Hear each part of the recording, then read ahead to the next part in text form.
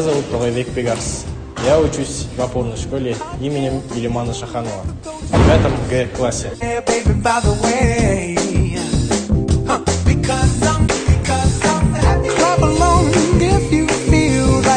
А какую профессию ты выбрал? Даже не знаю. А какие предметы твои любимые? Может, география? Ну, может, тогда ты попросишь совету по Инопекной? Байна Пекова? Знаешь, ты права. Может, позвонить ей? Давай.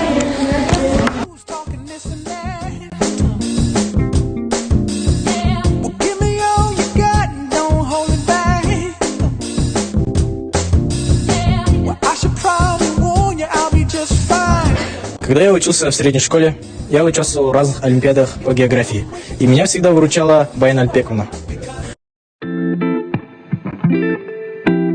Здравствуйте, Байна Альпековна. Я бы хотел задать вам несколько вопросов в вашей области профессии. Как вы выбрали свою профессию и каков его профессиональный путь? Спасибо. Я выбрала эту профессию по настоянию своей мамы. В далеком детстве, играя, будучи ребенком, я с детства любила учить детей. Следующий вопрос, который бы я хотел задать. В чем выражается ваша любовь к вашей профессии? Ну, работа в течение 35 лет, мне кажется, показывает, что я любила свою профессию. Кроме учителя географии, я работала заочно по воспитательной работе 28 лет.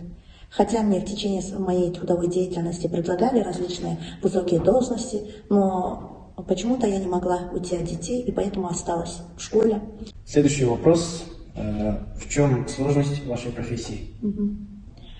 Я на твой вопрос, Пегарс, хочу ответить тоже вопросом. А есть ли профессии без сложностей? Мне кажется, что в каждой профессии есть своя сложность, свой интерес.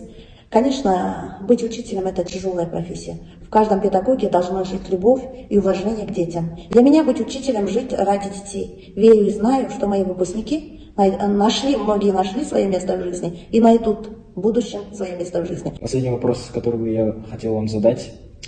Даже если вы находитесь на пенсии, я думаю, вы все равно думаете о школе. Как вы оцениваете будущее своей профессии? Конечно, находясь на пенсии уже год с лишним, я все время думаю о школе, о детях. Многое, конечно, меняется в системе образования. С приходом каждого нового министра образования меняется что-то, но в центре все равно находится ученик. Нельзя об этом забывать ни на минуту.